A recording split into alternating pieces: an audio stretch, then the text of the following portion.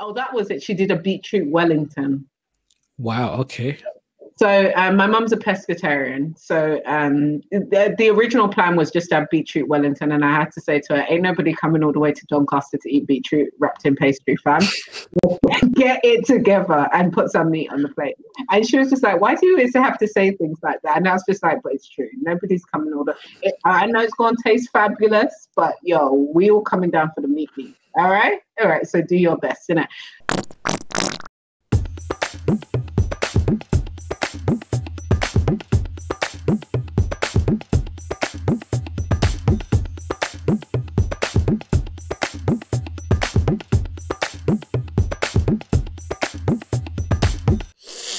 Welcome to episode 10 of Juice and the Sauce. We're back as always with another episode.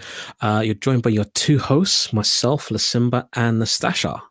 Hi. So I hope everybody enjoyed their Christmas. We're just recording this just after Christmas on the 29th.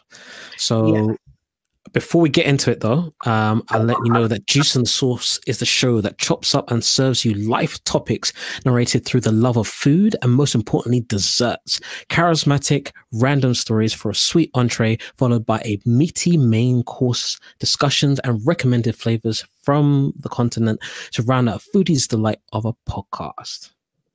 The Simba's getting better at this. Like, yo, I can hear the enthusiasm through his voice, and that is just amazing. You know, soon I'll be able to do it without reading it, I think. Okay. I'm really happy. How was your Christmas?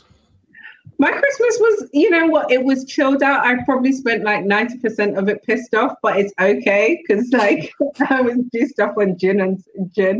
I was so much juiced up on gin. Now I wasn't pissed off.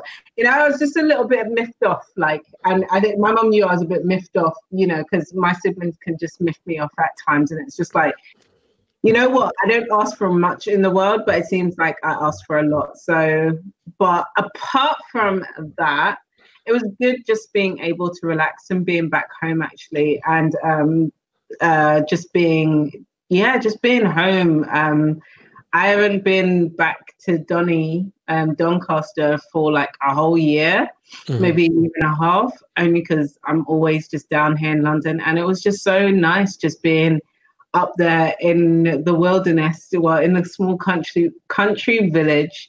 No disturbances, time moving like a snail. Like, you know, like I got there just after 1 o'clock because I missed my train in the morning and I had to get another train, but it was fine. I didn't really care, to be honest. I was at the station, I was like, shit happens, life happens.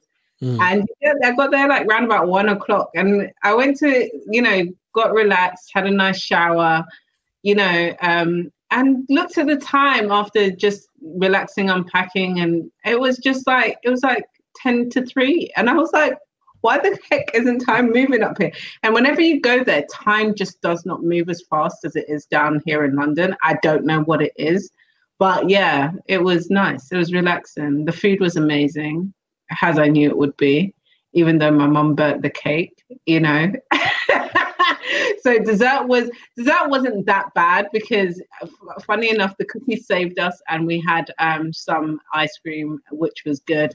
And to be honest, after drinking so much and eating like all of that, like we like literally fell into a food coma. I think like food comas are almost like a prerequisite of Christmas. Like everybody like eats too much. That's the whole idea, right?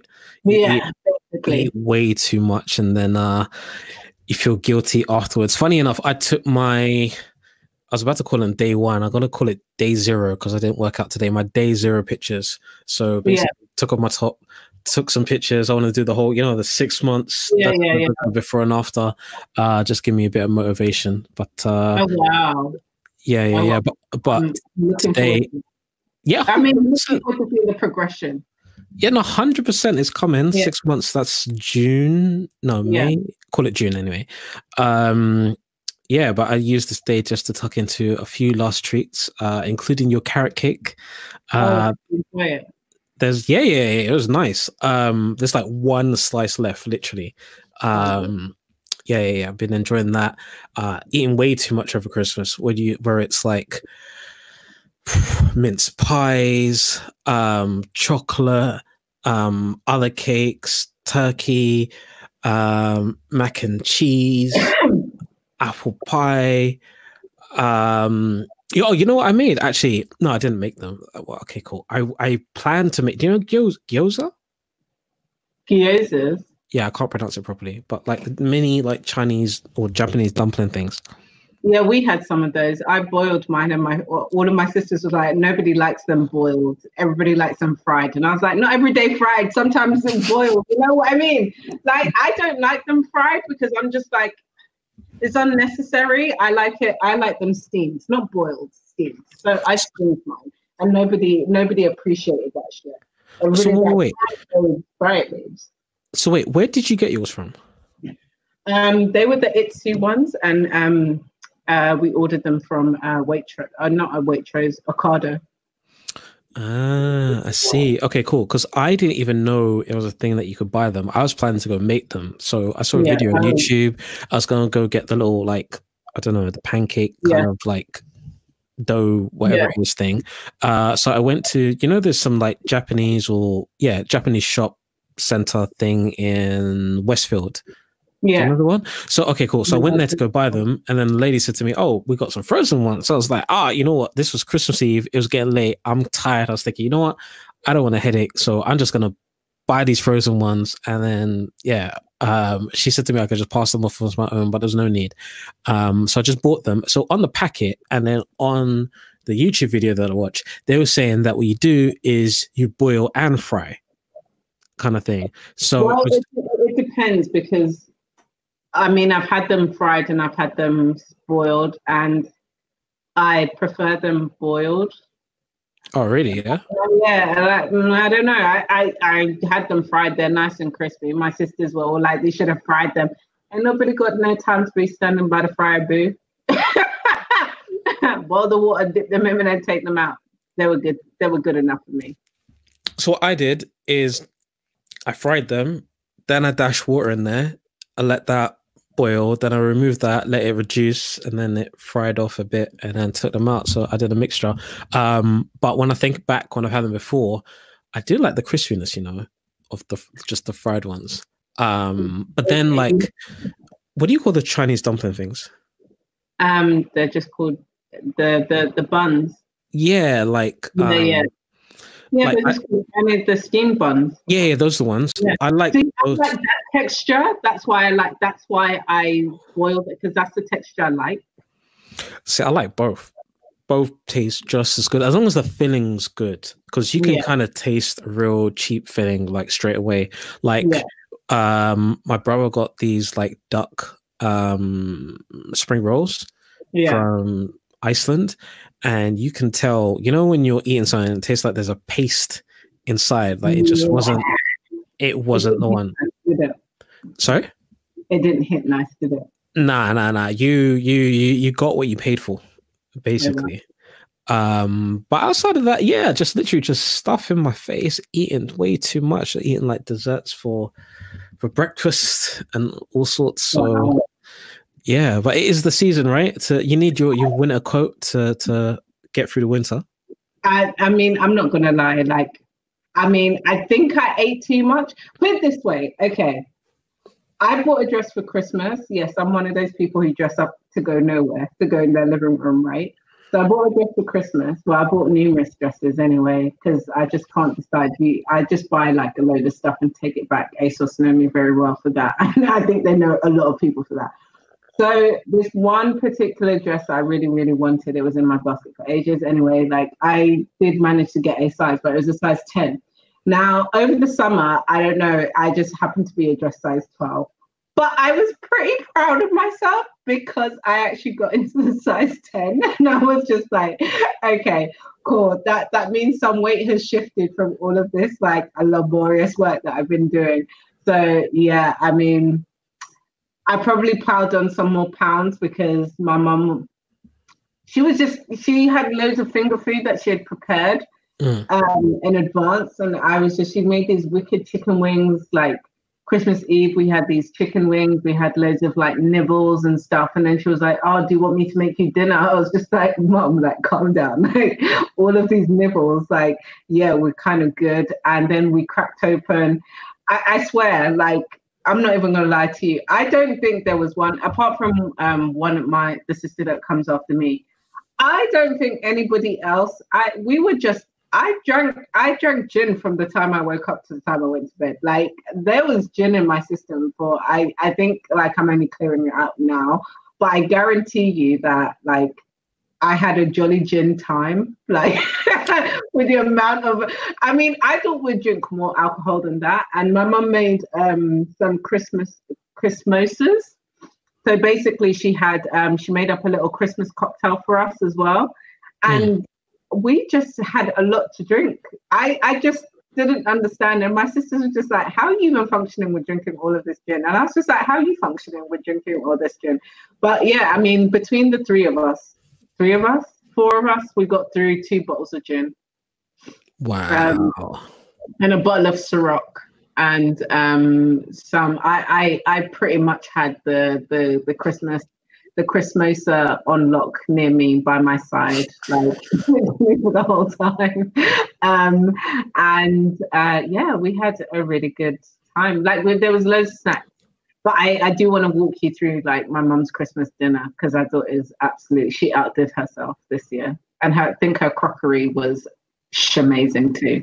She had new crockery. It was like the best crockery I've seen. Oh, okay. What made it so special?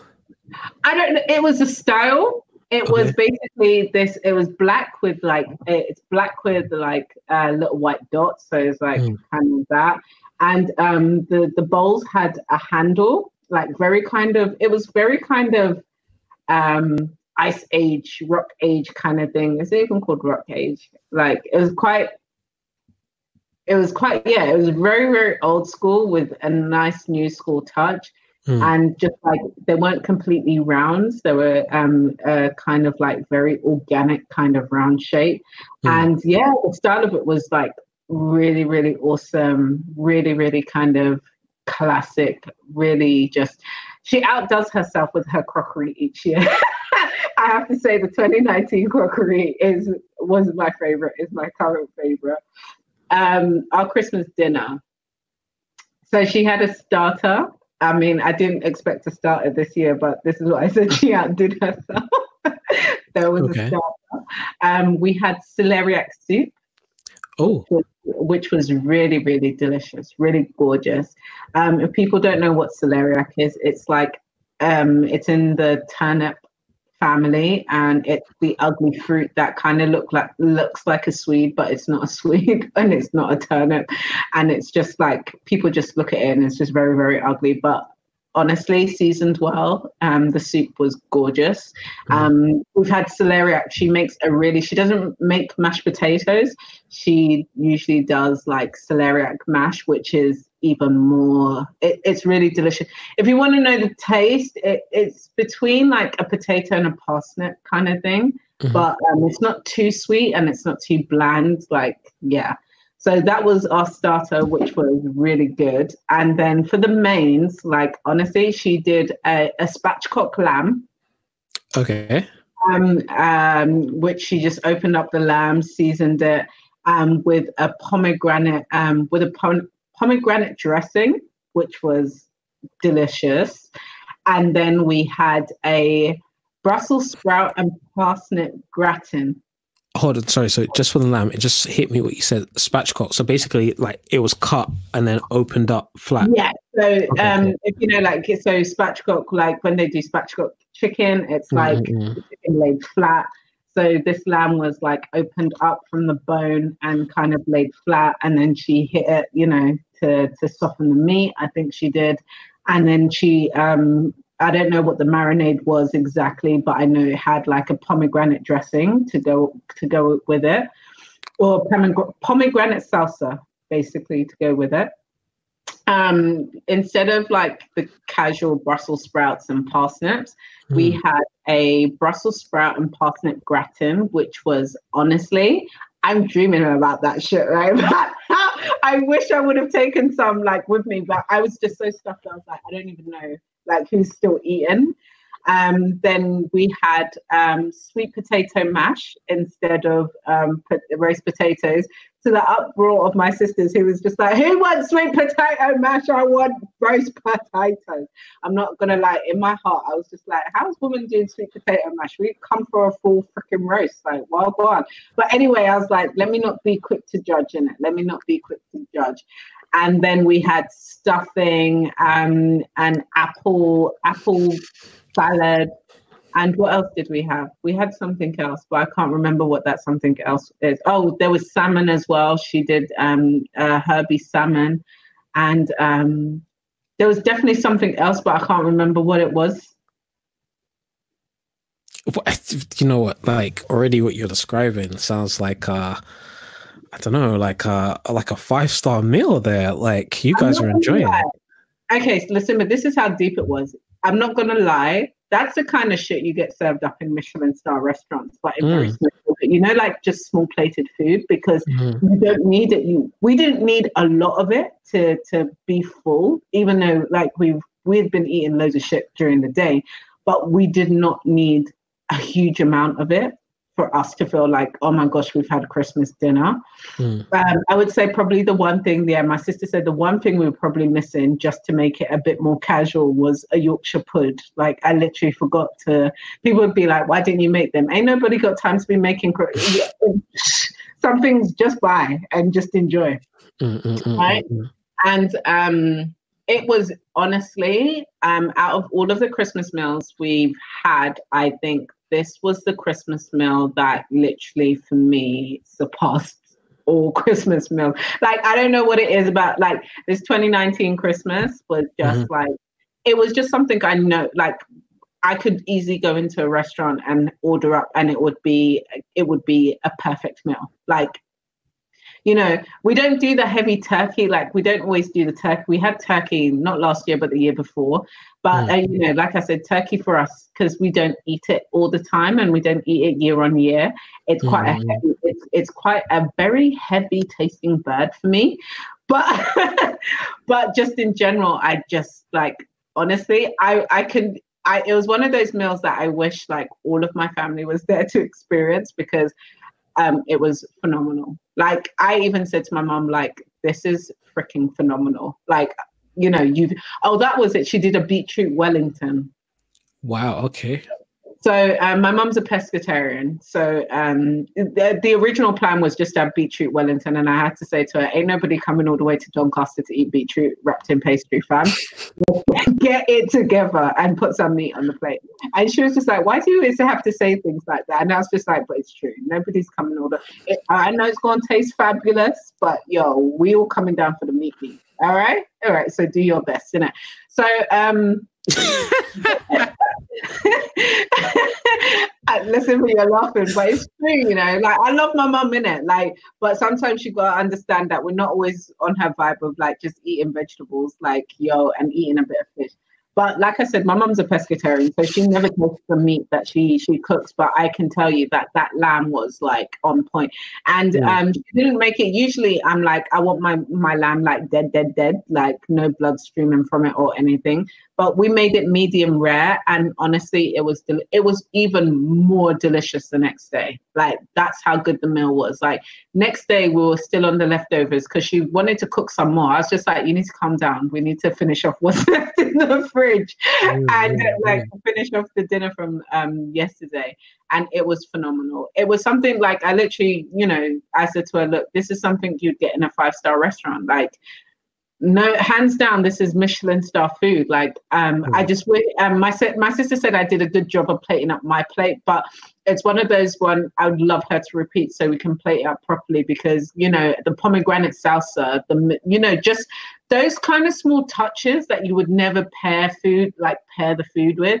That's what got me. And I mean, if you're watching my Instagram stories around about Christmas, I did post it up, and I posted up like all the food that she did, and it looked, you know, I tried to do to do the food justice, but let me tell you, the food was phenomenal. And hands down, like I always say to people, I boast about my mum being a great chef. She is a great chef. I ain't even gonna like let me dust her shoulders off, because for someone who doesn't eat meat and cooks meat like that, that for me, sheer talent. You cannot, you know, I don't even trust people who know how to cook, you know, who eat meat to cook my meat sometimes. But for her, like, it was like, yeah, phenomenal. Amazing. That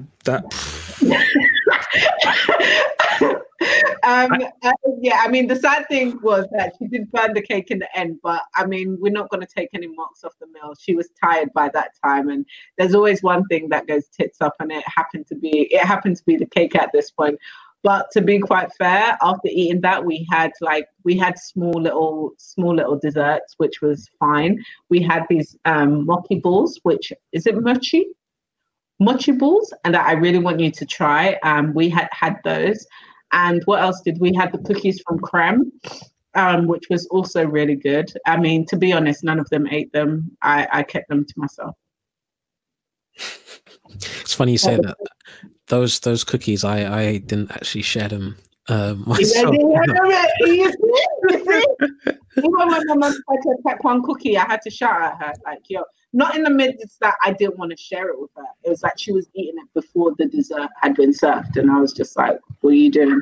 And plus we had like panettone, and I was thinking, what was the other reason of why we're so full? It's because I made breakfast as well. So we had quite a big breakfast. I made pancakes. We had turkey bacon. You know, I did my full works of like a brunch style thing. So we're pretty full. We were generally pretty full after eating all that throughout the day. Okay. I was just thinking back earlier when you mentioned what do you call it? What do you call the drink? The Christmosas. Yeah.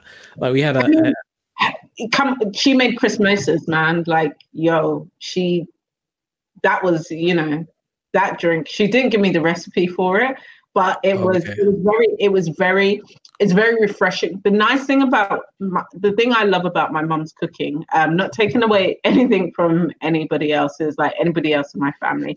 My mum cooks, she cooks really indulgent food, but it's very light. And it's not that kind of food you go to bed and your stomach's aching afterwards because you've eaten too much. It's really good food, but in small portions, but really light, meaning that you can have seconds without feeling like, oh my gosh, this is so overwhelming. You know what I mean? And that's the thing I love about my mum's food. It's really rich, indulgent, but light, as in you can have seconds. And the Christmosa that she made to go along with our meal, that was it was very refreshing. So it literally opened up your palate so you could really taste all the food. It wasn't kind of like you were having like a whiskey or something whiskey or something like a gin or anything. It was very refreshing. So it really opened up your palate and really kind of, it didn't sit on your food and you think, oh, I've had like sometimes you have an orange juice or a normal mimosa and that orange, it just sits on the top of your, it sits in your stomach and you're just like, I'm full from just drinking the juice. This was refreshing. This was light. This was like, I want more of everything. It was very, very Moorish. That's why the next day the jug sat next to me very much so. To a point my sister was just like, I think you got issues. And I was just like, I ain't got issues. It's just Christmas. I need to relax. And this is my time to just relax and sleep and just nap. But yeah, that was really, really good. Okay. Mimosas was a hot topic at the Christmas table in our house on Christmas Day. Really? My dad comes from the school of thought that you're not meant to be mixing like juices with champagne.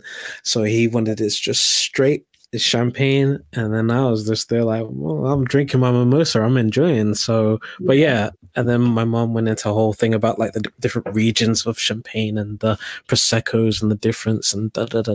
So, but nah, all in all, it was cool. I can't say that my Christmas dinner was as fancy and as intricate as yours.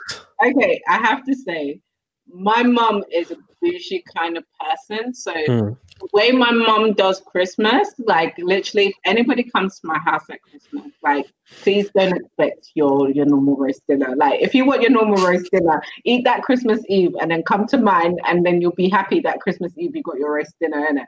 Like when you come to mine for Christmas dinner, like I said, my sisters were all out there going, "Where's the roast potatoes at?"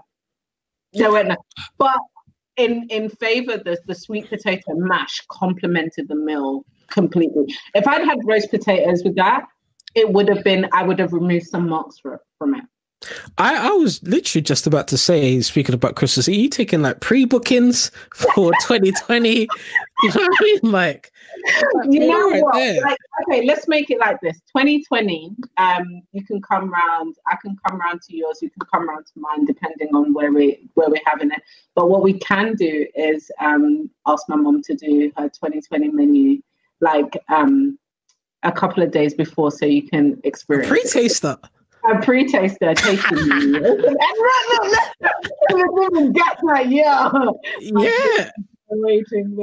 Yeah, I mean, like honestly, like I always say to people, if you're coming to my house, please, for Christmas, like please do not expect like no roast dinner, because you're not going to get it. You're going to get some bougie ass shit, because that's what the type of person my mum is. Like you're going to, like I told you in a couple of episodes ago, a couple of episodes back, my mum is all big on crockery, so she's gonna have new crockery for 2020. She's gonna have, you know, this is the type of person my mum is, isn't it? Like I can't take that away from her, because that's something she's taught me, and that's something I know I want to do in my own household. You know, get that money up so each year I got new crockery. I don't know why I got new crockery, but that new crockery set is there. You know, so yeah, it's for sure. Like 2020, that's an invitation. You can come and experience the heavens of the indulgent sugar plum from start to finish. Like, and be like, what the fuck? Like, it is a bit like a lot of people do. Like my friends always do say, like, Nastassja, you're hella bougie.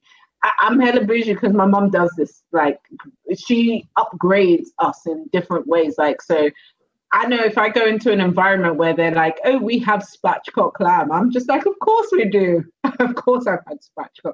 This is the type of thing my mom does. She does really kind of, she steers away from the norm and really just takes Christmas up a level. I know people listening to this is just like, what kind of bougie ass mom do you have? Like, yo, my mom's a lover of food, innit? And so she always wants to experiment, and we're the great people that she does it for, her children. I mean, I'm not gonna lie, I don't think I washed the dish in her house when I was there, but she said it was like, to be honest, my mom loved, she was like, the pleasure was for her cooking for 4 out of her 5 children, and just like really enjoying us being in the same space. So yeah, big up to my mom's, like, amazing Christmas dinner. Can't fault you, lady. Wait, like, look, I wasn't even there, and I want to, you know, clap.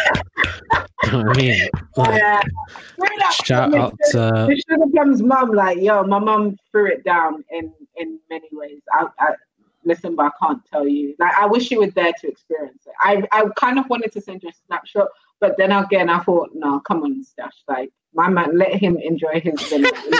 You cannot be doing comparisons at this point in present moment in time. You know, funny, you know, speaking about like snapshots and like WhatsApp stories and all that kind of stuff, I stayed away from all of that, only because of, I thought it was, I don't know how you feel, right? I thought people might feel a way that you're checking out their story, but you're not sending them a message to say, hey, Merry Christmas. I get that. But if I'm being honest, social media has taken over, like, just the way we communicate. Like, I remember, like, beginning of the decade, everybody, like, I would get, like, everybody in my phone book would send me a Merry Christmas. End of the decade, like, I probably got about 5. And then you got, like, everybody on social media saying Merry Christmas to everyone, Merry Christmas to everyone. Is that a bad thing? I think, you know what, I'm going to take something that I've been listening to on Oprah's Super Soul sessions or Super Soul Sunday podcast. You're loving the show, isn't it? I am. You know what? Like, ever since I got put onto this show, Oprah's show, it helped me in ways like to understand life, and especially understand my path a little bit better than I already do. And I think a lot of the anxieties that I felt throughout 2019, it helped me put those to rest and think much more positively. But something they mentioned one of her guests mentioned is people are, even though we've got these new ways of communication, people are really like within themselves still. Like, we've gone from being such an open society to such a closed society. And by that meaning that the way we communicate it's in a very, we're very disconnected from each other. So basically he was saying that the world, as much as we're connected, the beings that we are have become disconnected because of social media. You don't need to text someone to say Merry Christmas. You can put it on your social media because you know everybody else is going to see it. So therefore it's like, I don't need that personal communication with you. And I think, and he said that's where humanity is losing touch with themselves, that they don't feel a need, like the human touch is so vital that people think that we're actually losing that more due to social media. Because social media, if you think about it, is just like a WhatsApp broadcast. That's it. You're just broadcasting to everybody Merry Christmas without being specific. That's it. And hoping that someone's going to message you back and go Merry Christmas too. But the reality is, to connect to one another, we need that human touch to be that direct to each other, to say Merry Christmas kind of thing. So I know I've gotten a bit angsty sometimes when I'm like, yo, I'm messaging someone, but I'm seeing them on social media. It's just like, yo, can you answer my message? Like, yo, so you want to show the world that you're doing one thing, but the reality is shit is spinning left in your real world. It's an escapism, basically. Social media is an escapism, so you can be someone else for a certain period of time and come back and then in your real life kind of just not want to deal with the real life issues that you do have. Not to say that in a bad way, but that's the way I see it. You know, you can avoid someone, but you know, in your day-to-day life, but be very present in your social media life, because social media is just a broadcast, isn't it? And it's not your reality. And that's one thing I've learned, that social media isn't people's reality. It's a broadcast of what they want you to think. Because if you really saw what they were doing, like if you really saw everybody's life behind the scenes, you'd be like, that is a shit show that I do not want to be a part of. Or that is a real shit show. And yo, that's hard. But not in any particular bad way. But yeah. I mean, I was happily on just broadcasting my mum's dinner because I thought it needed a special mention. Mm-hmm. And just to say to everyone, Merry Christmas. Mm-hmm. Look, I can kind of agree that, you know, people use social media to paint a picture that they want the world to see, which might not necessarily be how the world is going. You know, I guess, but that I kind of feel is also just an extension of what a lot of people were doing anyway. You know, yeah, for sure. It's easier to say Merry Christmas to the world instead of saying Merry Christmas to people individually. I think the individual Merry Christmases went out to even my family. Like some of my family I spoke to on Christmas Day, and then some of them I was just like, I'm joking. Well, my mum was doing a ring around and I was just like, okay. But I mean, I'm a consistent, but I try and be consistent. Yeah. I don't know if I should say this. Well, I'm going to say it anyway. Yeah. Do your family or your mum do this thing where they call a relative, right? And it's a relative potentially you haven't seen in like 20 years, right? And then when they're on the phone, they're like, hey, hey, come speak to your cousin, come speak to your da da da da da da. We haven't spoken to them for like 20, 25 years, and it just feels mad uncomfortable. Do you ever get that? Yeah, and I try to avoid that this Christmas. Yeah, I tried, but like and I don't say this in a bad way. It's just like, that's why I said I'm a consistent person. And some people may love me for it. Some people may hate me for it. Some people may think, oh, like you're holding on to the past too much. But it's just kind of like Christmas. I think one thing I've realized, and especially on Christmas and my mum doing her phone arounds, I was just like, in my head, I was just like, nah, I don't talk to that person on a regular basis. That person don't talk to me on a regular basis. And now we're supposed to be talking like we hang out on a regular basis. It's awkward. So on that, right? It's very awkward, and I see where it's coming from. It's like, in the spirit of Christmas, let's just say Merry Christmas. But in the spirit of like Nastassja, it's like, I'm gonna be consistent. I don't know. And once again, I don't even know if I should be saying that, but I just feel like I don't. Are we playing a role? I just don't know. I just don't have a very good poker face. I don't think I've got a very good poker face. So I'm always kind of just like, I mean, it's nice, but I mean, I'm not going to talk to you until next Christmas. So look, I get the sentiment, I get the idea behind it, and I get the reasons for it, but it's just super awkward, you know. And it'd be easier if both parties understood it's awkward and it's just a simple pleasantry. That's why in those situations I prefer WhatsApp. Right?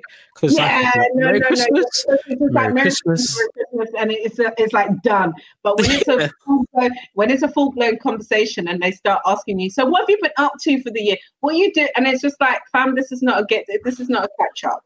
Like, yo, someone just happened to call you that happened to be my mum, and then and now we're having to go into a deep conversation. And if I'm being honest, I kind of like avoided that kind of this year, not because I have any ill will to it. I just feel it's just very, very awkward for people who I don't speak to on a regular basis, and then that want to know my life story, and it's just like, you're not going to help add to it. You're not going to help me make a difference to my situations, or you're just going to hear about it and go, oh, okay, that's what you're doing. Okay, that's the end of year roundup. Whereas I'm kind of just like that person who is just like, if you're in my immediate circle and you're someone who I talk to every day, of course I'm going to say Merry Christmas to you. But if it's someone who I talk to like once a year or hardly, or not even a year, and then we have this awkward conversation, I'm just like, I'm on the phone as too long now. You know, one interesting thing, to put a bit of positivity into it. That's one interesting thing about social media, right? So like, I've had some very close friends, or they were very close friends, right? And then through, I guess, the power of like Instagram, like seeing the story, seeing the post or whatever, you still feel like these are people perhaps I haven't seen in a couple of years, like face to face, but through seeing their stories or seeing their posts or whatever, likewise, you still feel like you're close in the same way that you can with a complete stranger, just through following their YouTube, following their vlog or whatever. Like, you feel like you know them. Like, I bumped into someone the other day at a trade show, and all I've seen is their YouTube, but I was like, oh, I feel like I know you, which is really, really, really weird. And then the flip side of that is, like, I had another friend who good friend, but I just wasn't watching his stories. I wasn't like following his stuff. So like, when I did bump into him, like when we spoke about like keeping up, it's like, oh yeah, I post all my stuff all the time online. But that's completely different from having that catch-up call. But in his head, and I can understand how people do it, in his head, he was like, oh, because I post, you know, surely that's like me interacting with the world and people. So, you know, we're still keeping in touch that way. But if you're not observing the stories, then you're not keeping in touch. Yeah, I mean, it's a very funny one because like I only post stuff about work on my story, so you wouldn't really know. I mean, I talk about bits and pieces of my life on social media, but you wouldn't really know what I'm going through, or you wouldn't really know what I'm doing on a day-to-day basis from my stories because I don't post everything there. And I think for me, I've learned from other people and just the way the world, just having conversations with people and the way I see people react to consumerism. And this is, once again, not in any bad way, is compartmentalizing your life. Like I'm very comfortable with sharing like anything to do with food and my work on social media and just tips and hints. But then there is a private life of me that, you know, that I don't like to share on social media because people then become so hooked. I've seen people become so hooked on somebody else's life to be then determining, then questioning what they're doing, questioning why they have this, and but yesterday you said this, and it's just like, hey, do you know that decision people can change their mind? Are you okay? Like, and then it's kind of just one of those things where even sometimes, like, I will ask myself, like, why am I questioning somebody else's life? They can change their mind whenever they want to change their mind. And I think that's what it is like when you share a lot with people, people only become hungry for more. You know, they only become hungry for more. And even if you think about it, like when someone shows you one side and you enjoy it, you just become hungry for more. And that's just a natural human thing, that you become so hungry for more that you want to know everything. You want to know what they're doing 24/7. And sometimes you don't even know that people have that kind of just of that hunger up until you're actually in it and doing these videos, and then people are asking you, where's your next video? When's your next video? It's just like, yo, I actually live life outside of, like, my Instagram is one thing or my social media is one thing, but I do actually enjoy doing other stuff apart from being logged onto social media. So I would always say, like, yeah, I like to have like separate conversations with people. That's why I'm always open for people to call me more than like just check my stories or check my social media, because that's only just work. Like if you want to kind of gauge into the real, or not the real me, the personal me, give me a call, text me, send me email. Email, you know, snail mail. Oh no, that's not snail mail. You know what? It's funny. Like even myself, I'm not one for putting like family or private life on socials. Only because I kind of feel that if you put it out there, you're kind of inviting commentary in, and Yeah. you know, Yeah. and I love Twitter. Like this time last year, I hardly used Twitter, right, at all. Yeah. But now, like I can't lie, Twitter's mad addictive. Like you go in there and like there's just jokes, just always jokes. But at the same time, as well as jokes, like you've always got someone, like, for example, literally like someone that I'm not following or whatever, Twitter just said recommended for you, right? This is the last thing in my recommendation, right? I open the tweet and the dude says, she's been cheating on me, like straight to my face. Women ain't shit. Happy holidays, right? Yeah. Then you've got literally 12.4 thousand retweets, 50,000 likes, and bare comments, right? They're asking the dude like, oh, hey, what happened? He's not trying to put out the story, but everybody's in his business, right? That's a small example, but it's like, who cares? Does that make sense? Like that's his life. He's going through his trouble. You know, obviously, if he needs to put it out there, if I have a conversation, he needs support.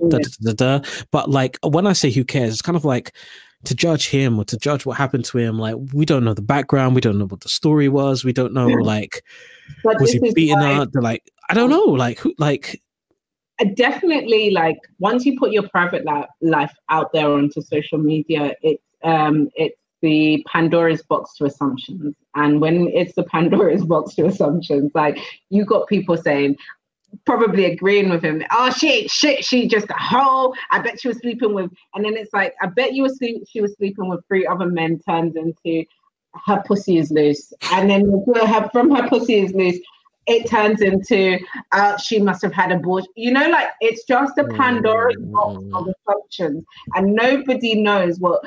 You know, nobody knows what this guy was doing. This guy's just put out one tweet, but the whole world has decided that either this guy's right or wrong.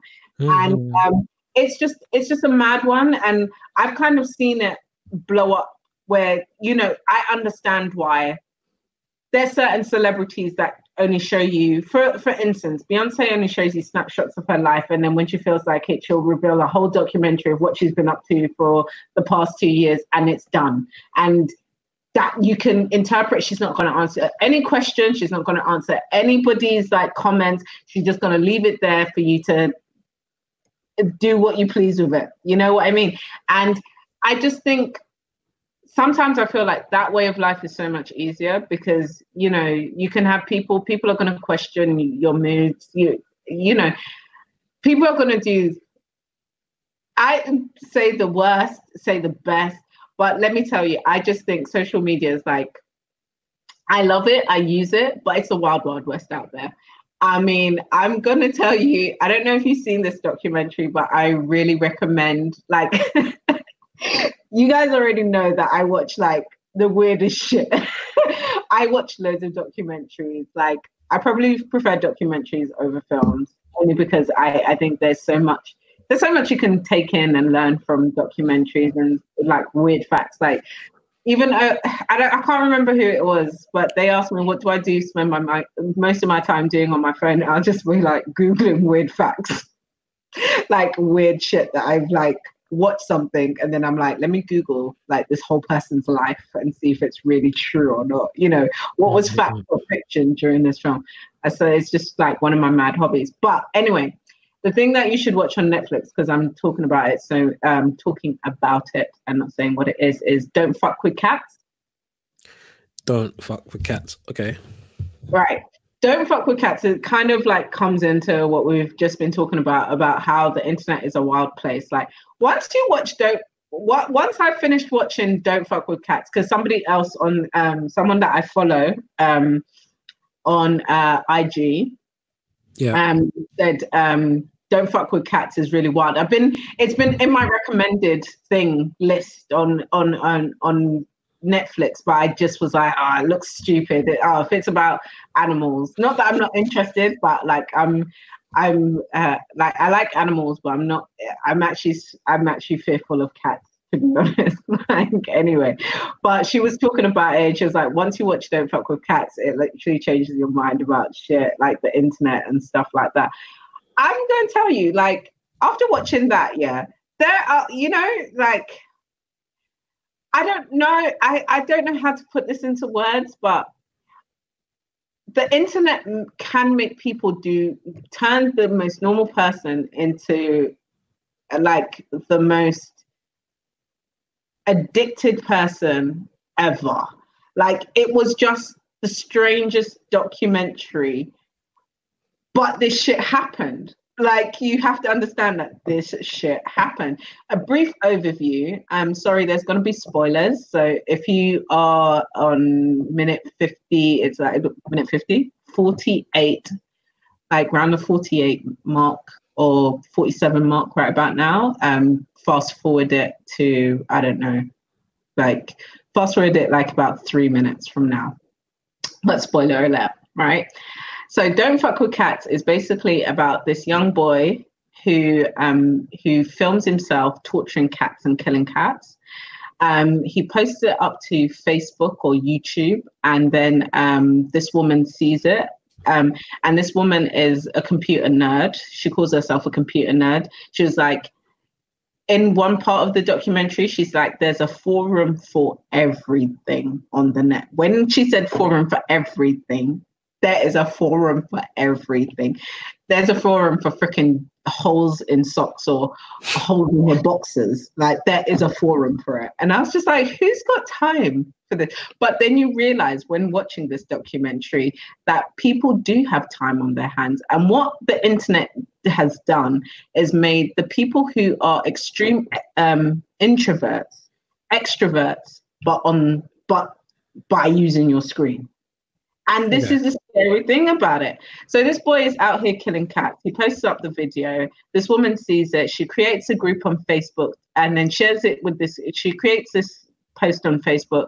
So she's trying to find the killer, this cat killer, and how this is horrible. Then she thought it was going to be a 2-day thing, as in she posted it. Then the people that respond to it make up a group. They want to find this guy.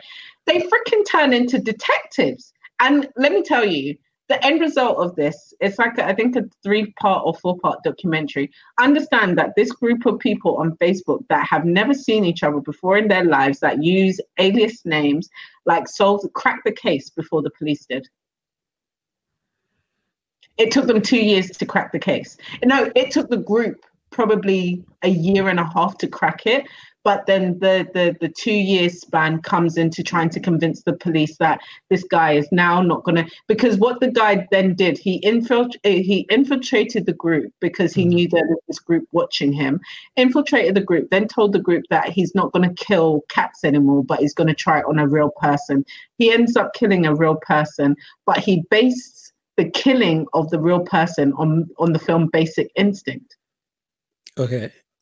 Like, Simba just watched this, and it's just kind of like I watched it with my mouth wide open, and I tell you, flies were going in and out my mouth, moths were, all the kind of creatures could have come in and out my mouth without me realizing it, because it was just, it's the fact that he took the basics of the whole film, Basic Instinct, and based the whole killing. He had planned this for a year prior, that he was going to kill cats and kill a human being, all based on Basic Instinct. Now tell me that isn't fucked up.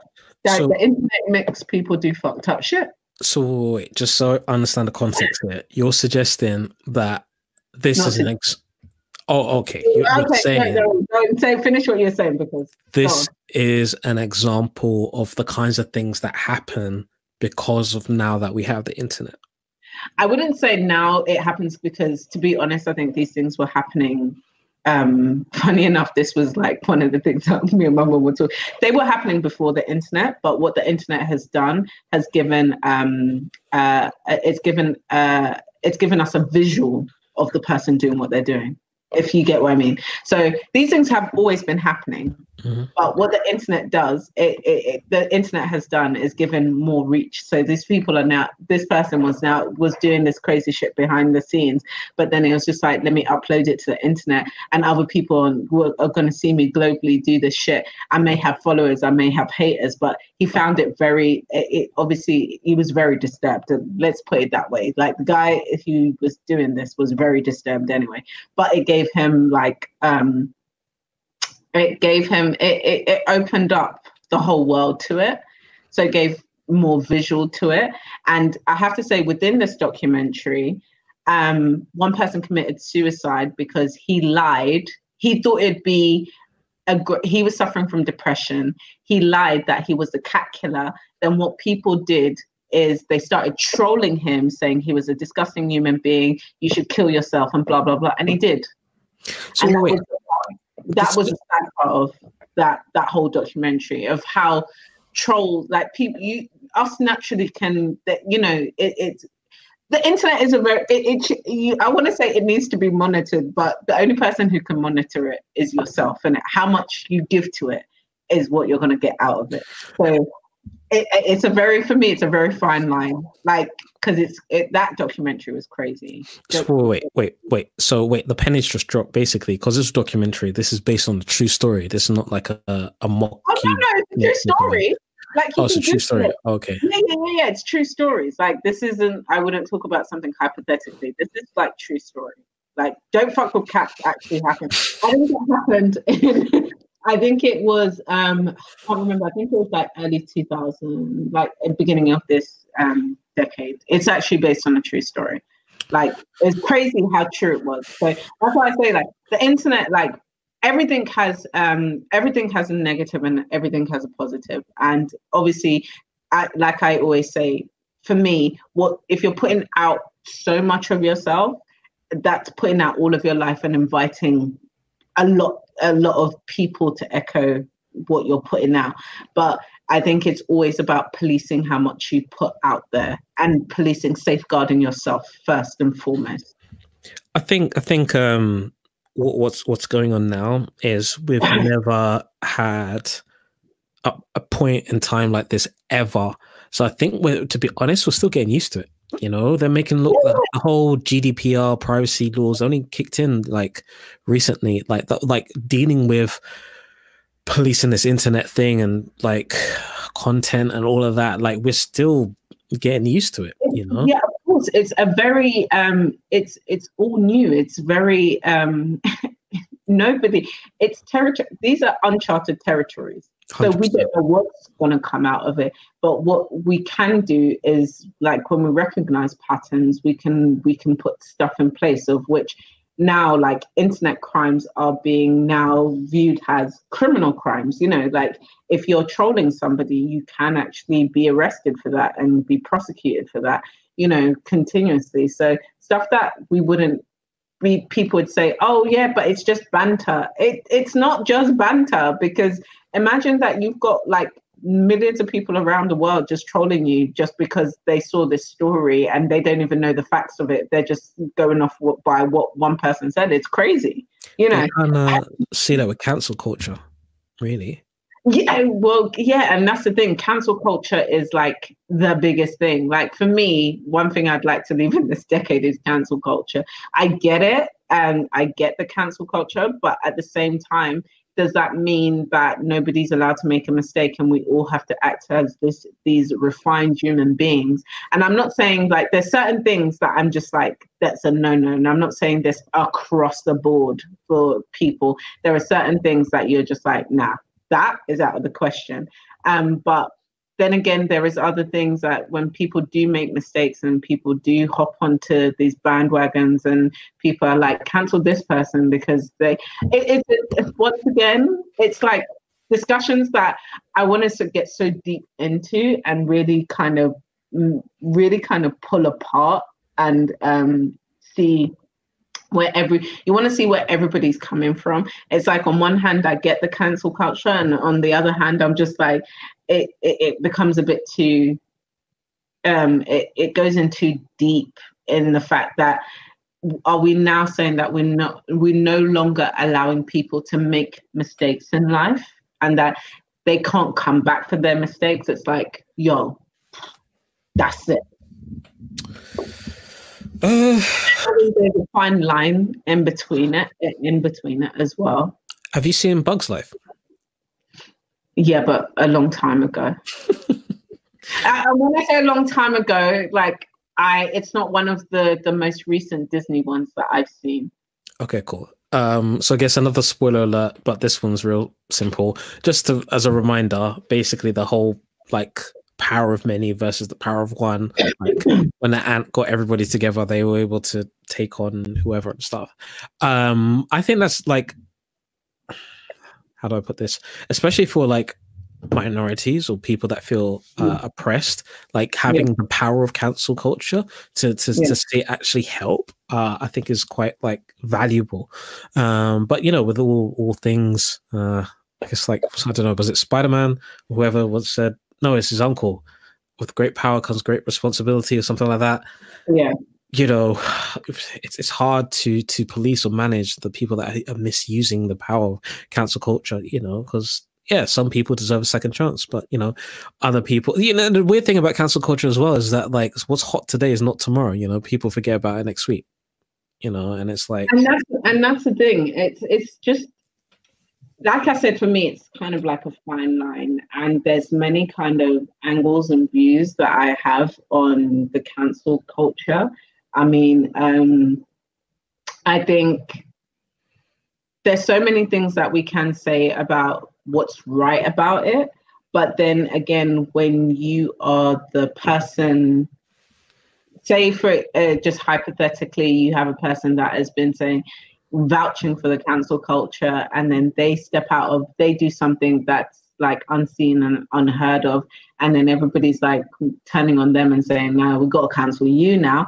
That person's going to feel like, well, no, it's not you, it's not as bad as this person or that person, I deserve a second chance, and blah blah blah.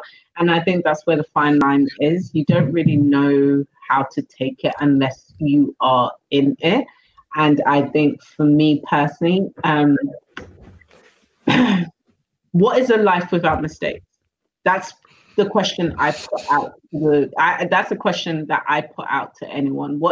There's certain mistakes that are, like, for me, I know there's certain things that people do that I feel are unforgivable, but that's the human effect in it.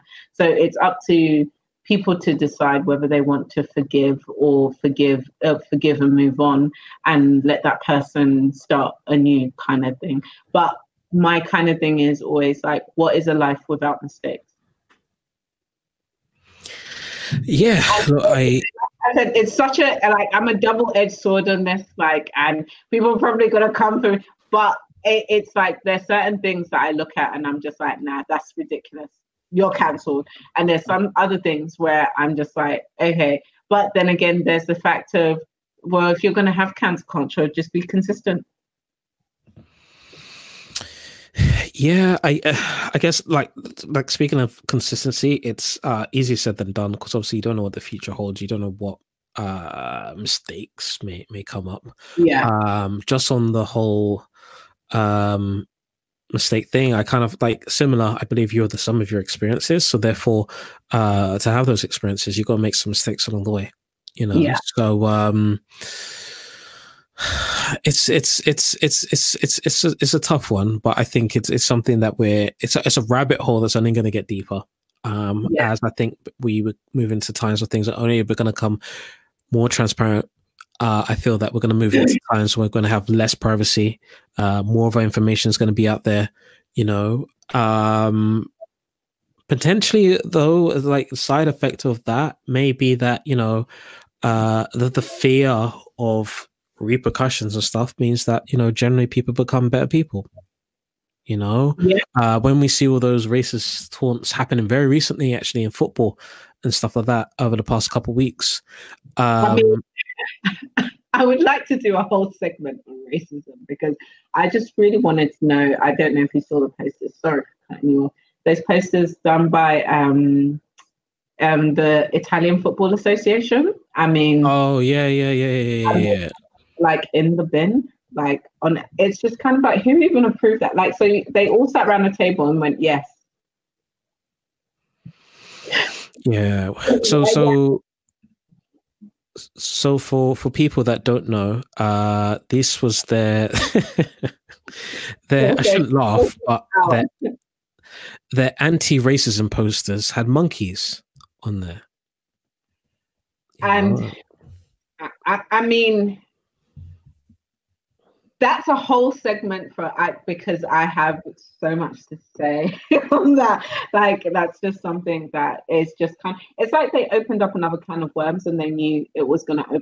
For me, it's like you knew is what effect it was going to have, so therefore you used it. Because I don't see how you could have, how they all agreed on that and said this is anti-racism, where what that does is even more perpetuate race. It perpetuates racism even more. But I mean, that's just my opinion. But who am I? I'm just Nastassja. I don't know, man. It's tiring. Like, I feel like it just gets tiring to a point that you have to you kind of laugh at it and just go like, okay, one thing is eradicating racism in the world is probably, you know, is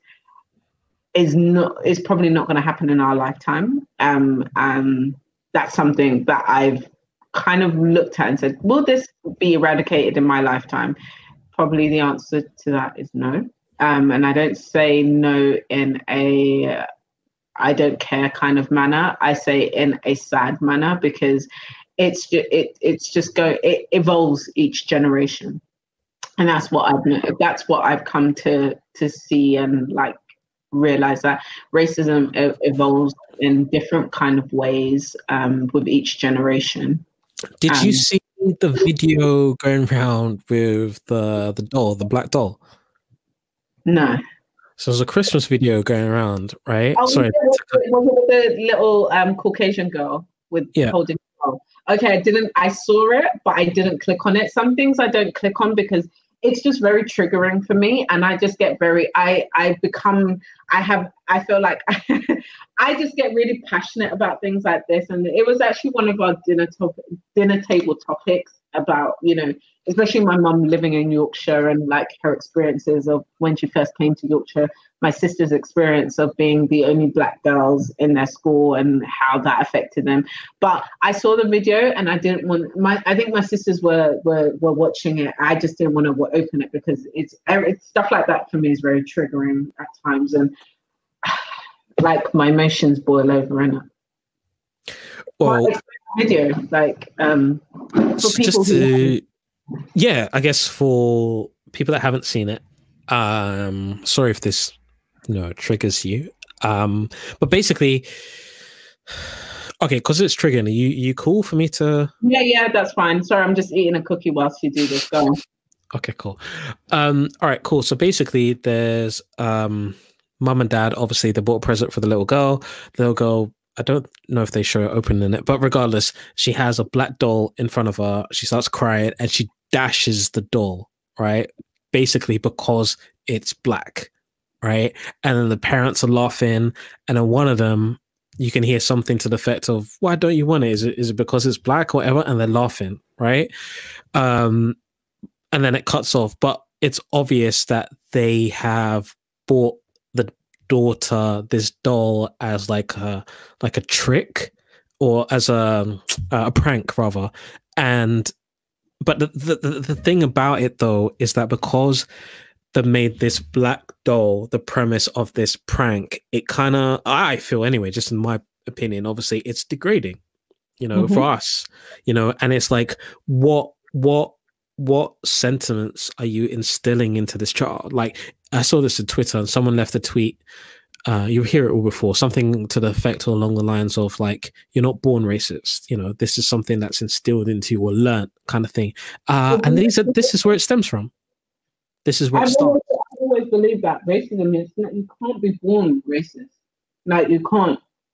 It's learned behavior. You are a product of your environment. And that girl is a product of her environment because she's heard her family, or she's heard the adults in her life say black is ugly, black isn't beautiful, or black isn't what you aspire to be, or black is. She's heard the demeaning tone towards black people. Therefore, her receiving the black doll is saying that, she's not worthy enough of a white one. White is beautiful, white is this.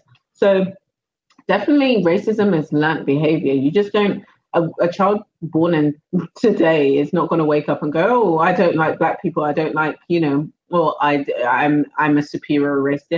You become a product of your environment. It's proven, it's a proven fact that wherever environment that you've grown up in or you've developed in, you will pick up that environmental, the behaviors and characteristics of that environment. And then when you go out into the wider world, what are you doing? You are playing out those characteristics. You're playing out the characteristics.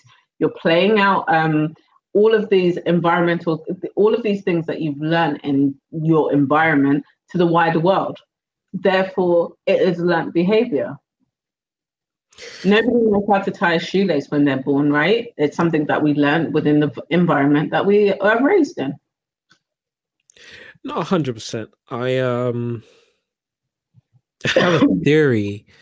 It's just a theory, and not necessarily how to fix racism, but I think it goes a long way to helping. Yeah. I don't think it's necessarily something that everybody can achieve, but look, just to keep it like short and sweet, poverty. I think that as a people, if we're able to come together more to share wealth. I think that if we're in a position of not being seen as so poor, it can help us to have a higher standing within different cultures. So look, I know there's a lot of people that are a lot more educated on the subject that are about to open some can of worms and recite this book. I've opened so many can of worms today, but it's to me, like, opening the can of worms only can help us move forward and have healthier conversations. If there's something that I believe in conversation more, conversations, debates, because just having and just being very open, because not everybody knows everything. And the way we learn is by communicating with each other, people writing, saying their opinions and writing out, but not bashing each other down for that opinion, but understanding. And this is something Kelechi says, we're all, be a recovering dickhead, like literally, be the person that's just recovering from your dickhead ways and just being open, meaning be open to new learning experiences.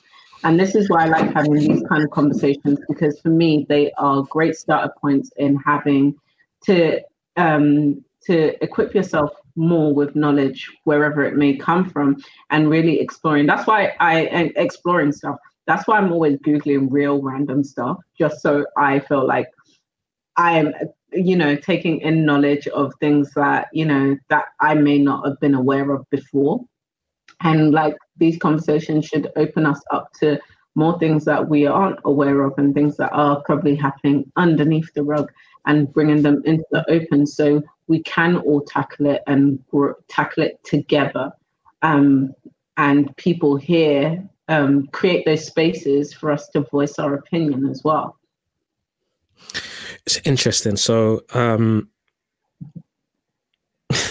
a side note, I'm not going to name people, throw people on the bus, but like I've spent a while, I guess over the last 6 months or whatever, trying to, I guess, within myself, explore why I have certain traits that I perhaps don't see in my closest family members and stuff.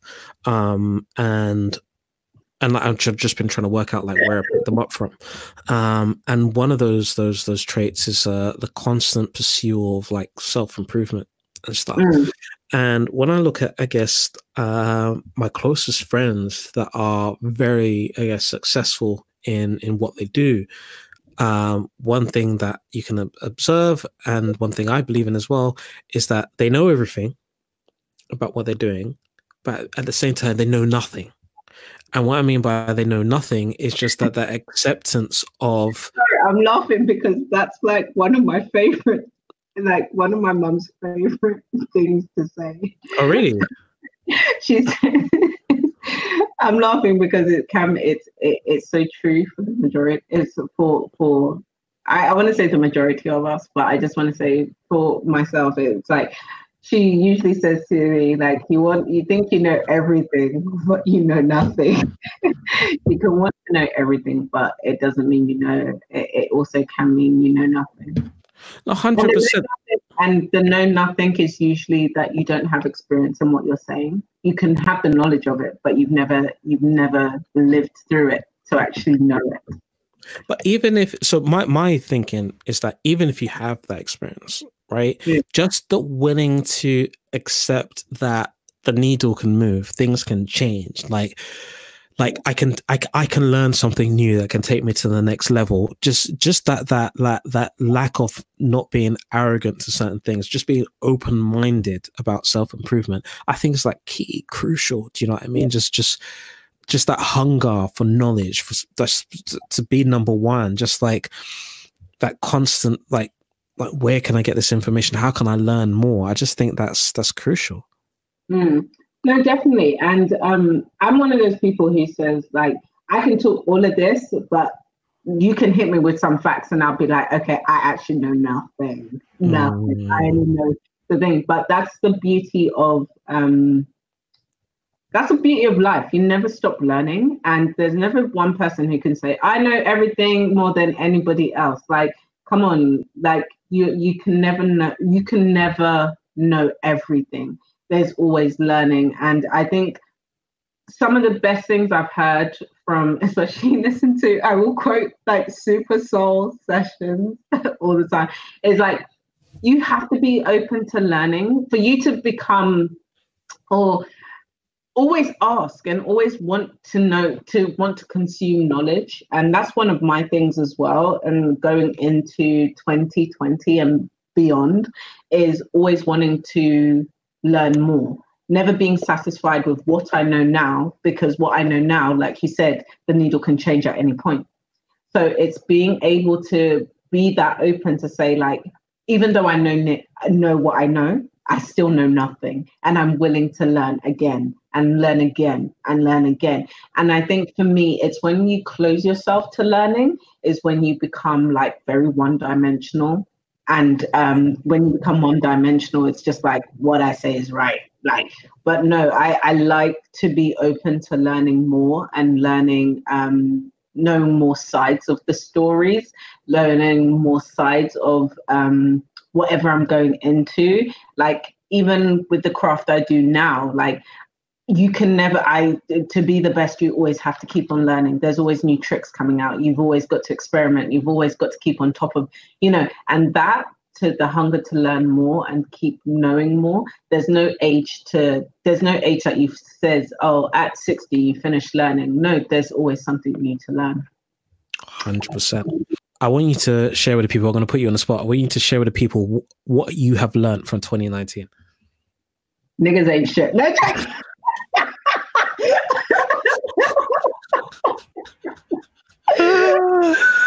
Okay. Actually, I am joking. I am joking for everyone out there. I am joking because that is fascinating. You know what? Let me be honest. My learning of 2019, I wanted to say my learning of 2020. It's just like, girl, you ain't even been through 2020 yet. Calm down.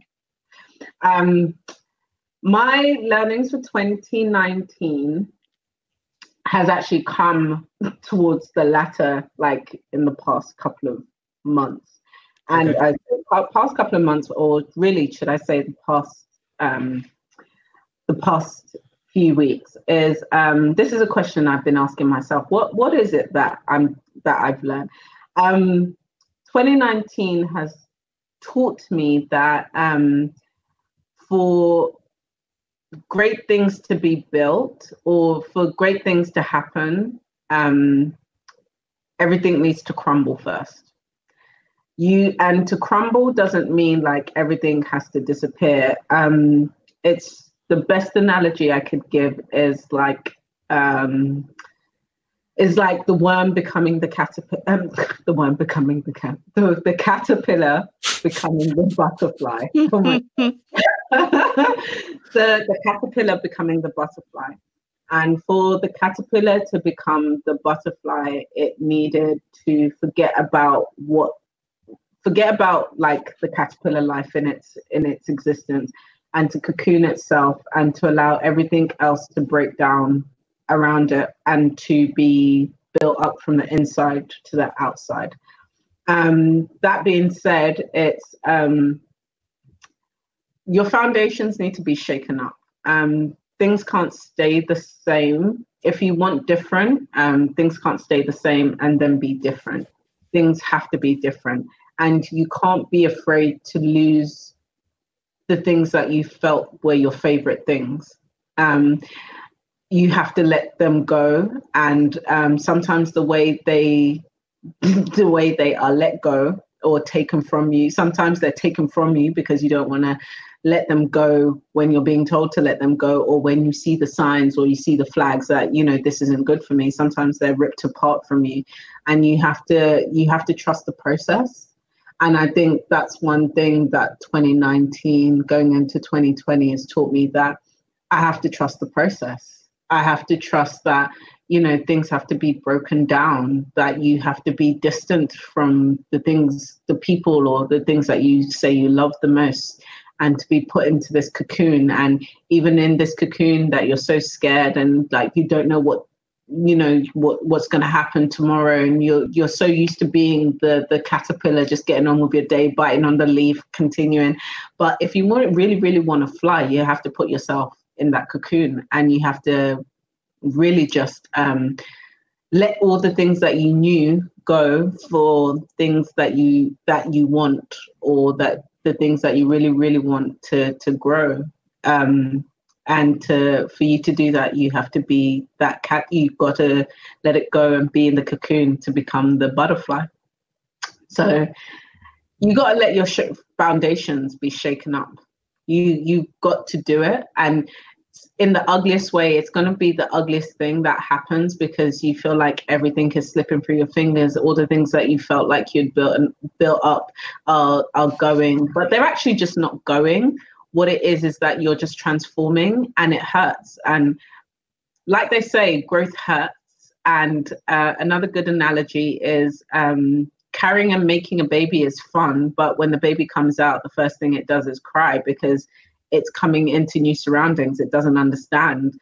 But with a lot of tender loving care from hopefully the two beings or the beings around that child, they will grow and be nurtured. And the child never thinks of failure as in the end of the road, because each step that the child takes is like the determination to walk. Is like, how many times does that child fall to get to the point where they're walking consistently? So it's just a lot of that. So failure isn't the end of the road, but it's the birth of greatness. I think that's that last sentence is a t-shirt right there. You know, I need to make some of my one-liners into t-shirts, for real. Like one of my one-liners over Christmas, because when my sister was pissing me off, like one of my twin sisters, one of the twins was pissing me off. Like she was trying to flex over me, and I was like, how can you flex over me when I've outflexed my father? Meaning that, sorry for listeners and for watchers that don't know, this is a very personal content of mine, but I put it out there. Is my father actually died before I was born, and he died like in his late 20s, so he didn't even make 30. And so me being over 30 now, I said to my sister, like, how do you outflex me when I've outflexed my father? And my sister was like, whoa, that's a t-shirt moment right there. You outflex your daddy. Yeah, like I've outlived my dad, which is a proud moment for myself, and a proud moment surely for him, watching down on from the heavens for me. For sure. What was 2019 taught you? It taught me two things. One, as my okay, cool. So basically, one thing is like just taking some time to work out what you're good at or what you're not good at, right? And then it's taught me to play on your strengths and know your limitations. That's not to say that you can't taste and try new things, which I actually encourage, but just like know what you're good at, know what you enjoy, and then just go like all in on your strengths, because that can be your advantage. I think that's one thing I've learned. And the second thing, I actually want to write a book on this. I call it the Opportunity Bank, right? And have I mentioned this to you before? Yeah. Okay, cool. So I'm wondering, like, if I'm literally like cross-eyed, because sometimes I can see my eyes like drifting. But go on, sorry. That's all good. No, that's just going off tangent, but go on. So Opportunity Bank, I kind of believe that. So someone said to me many years ago, right, the person you are today is the sum of the past 5 years, right? So whatever you did today, whether it's like you got your mortgage, is potentially the result. You got that job, you got that I don't know, qualification that led to that job, that led to right? If you met this particular partner, there's a result of, you went to the gym and then you got this body and then you moved to this country, and then, it's things or actions that you took 5 years ago. And I kind of believe that like success is luck. You know, like when I think of some of the most successful people that I know, like there's a lot of luck involved, right? And it's very easy for. Sorry, sorry to cut you off there. Go on. But do you not think luck is also preparation meets opportunity? So this is the next bit I'm leading on to, right? It's all part of it, right? And that's all good. So basically, it's very easy, I think, for a lot of people to point the finger and be like, oh, that person got lucky. Like, you know, they just happened to be in the right place at the right time, right? So that's why, similar to what you just said, I call it the opportunity bank, right? And what I mean by that is that although there's a lot of luck involved in being successful, the reason that they got the opportunity was because of the things or actions they were doing, whether it's yesterday, last week, 2 years ago, 5 years ago.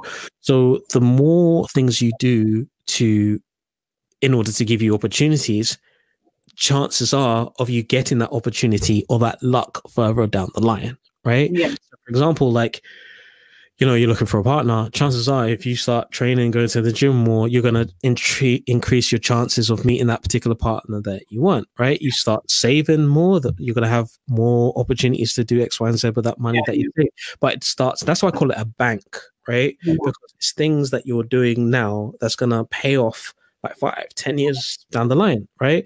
I like it. And like, even like it could be the show, for example, like us doing the show every week. 5 years down the line, who knows? It's like someone gives us a call. Hey, look, we want you to be on prime time. Da, da, da, da, da. Yeah, you know, like we go into Food Network channel. We're doing this, we're doing that. Yeah. Do you know what I mean? I love it. I love it. You know why? One of the things is, I know me and you personally talk about this all the time, but people don't know how much that the work that you do now is so key to what you want to do in like that 5 years, or that person you want to become in 5 years. Because I think a lot of the time, and I've seen this, and something I say to my mom, you sitting down and just saying that, oh, I want this to happen without you doing nothing to actually get to the place that you say that you want to be. How is God or the universe supposed to answer that call? You have to meet. It's about meeting. It is exactly that opportunity. Put those things that you're doing, everything that you say you want to be, work towards it. Make those steps towards it. What you think is like the tiniest thing, as in like the tiniest thing, like for me, would be if I woke up on time, maybe I wouldn't go to bed late. You know what I mean? But by me waking up earlier, I'm setting off a new timeline for something else that I really, really want to happen. It may look like it's going to happen in 3 years, but it could happen like within the next month if I continue to wake up early. Do you get what I mean? 100%. So like I was using this example with someone recently, right? Because I was saying the same thing to them, right? I can't be specific because, you know, something was said to me in trust, but basically I got a phone call about a building looking for a restaurateur, right? Prior to it being advertised or anything. But the reason why I got the call was all the work that I did with like the Black Food Club around the industry to saying, hey, do you want that space, right? And that's a classic example of opportunity bank leading to opportunity, you know, because if I never did none of that, like I would never got the phone call before it even hits the market, you know? So you know, just to be seen as a thought leader or wherever it is, you know what I mean? Like, that's just one example. You know, it could be something simple as... And the thing is, I think that kind of opportunity meets preparation, or preparation meets opportunity. I think it's been explained in so many complex ways, but the way that you've just explained it, as in the opportunity bank, is so, it is what it is. Like, you want the luck. You need to put your opportunity, make those opportunities available to you by doing the things that you feel are necessary, that you feel like you know to get to where you are. Like, we can be lazy with our dreams. I know sometimes I feel like I'm lazy with my dreams because there's specific things I know I should be doing that I'm just like, oh, I'm gonna do it tomorrow. University, no, I'll be at it tomorrow. But then I'll get these opportunities and I'm like, oh shit, like if I'd done that thing, it would be much easier. So it is about all of these things can come to you, all of the opportunities. Like you always say, there is always like whenever we hear like something going on in the food industry, you're always like, yeah, look, cool. That's an opportunity for someone to wake up and do this. You know, it's not about crying that somebody else is coming in and taking. It's like they're coming in and taking and seeing that there's a gap in our market or in the market. So that's what it is. And I love the idea. And I like, that I definitely feel like is something for me to really also grab onto and really create those opportunities for yourself. Yeah, I love it. Well, bring on 2020, the next decade. 2020 vision, man. And one thing I would say is like my 2020 vision I don't make New Year's resolutions anymore because I just think it's a fad and it never worked. Like after 3 days, I'm just like, ain't nobody going to the gym, babes. Like just eat and be happy. But one thing I will say to you is not that I have, but I know I've done this like mentally. 20 like from now on, not even from 2020, from now on, I will not deny the things that my soul craves for.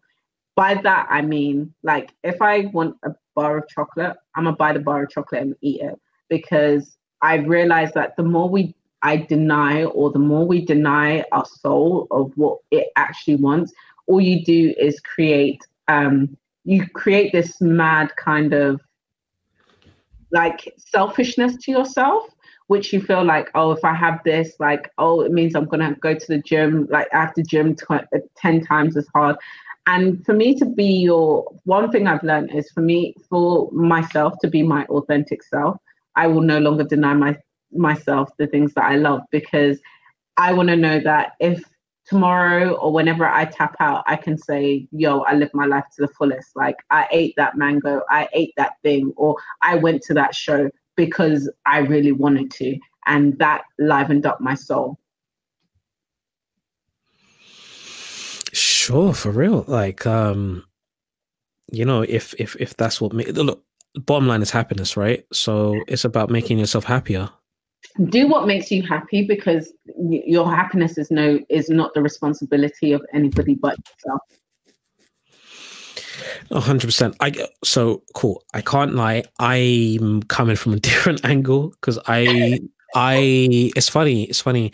I said to myself recently, like next year, 2020, I'm planning to become as antisocial as possible.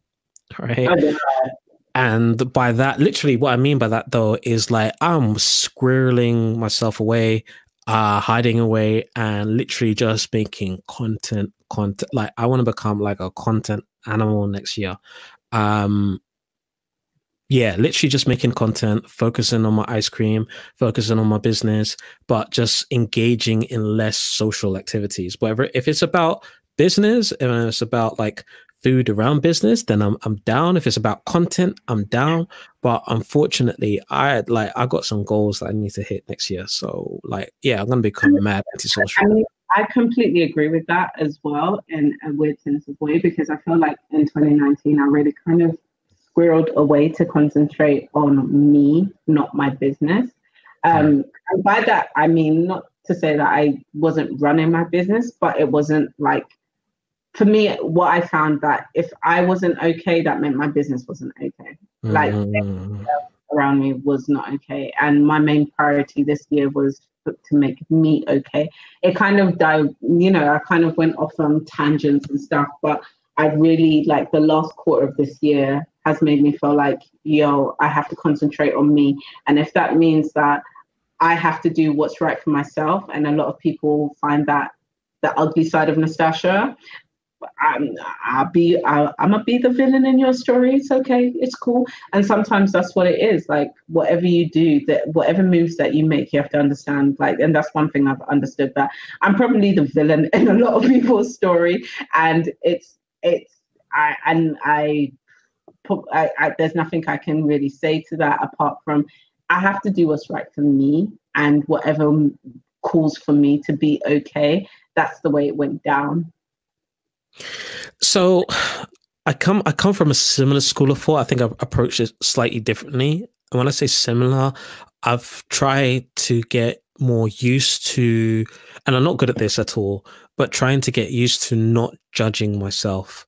And what I mean, like, if, for example, if like I'd have a plan, like to get some content out, or to do X amount of content, or to do this, and this, right? And if I don't do it, I'd really beat myself up, right? Yeah. Because of like I had such huge goals. But like in the grand scheme of things, like it's important that you're, for me, this is my personal belief, one man's point of view, that you're happy in what you're doing. That's why, like, one of the first things I said I learned about like 2019 is to like to be happy, right? So Yeah. if what you're doing or what you're pursuing isn't something that makes you happy, you know, that's not something you should be doing, right? Like, some people are doing things just for the money, right? And I might, like, there might be money in something, like, but if it's not making you happy, like, you need to step away from that.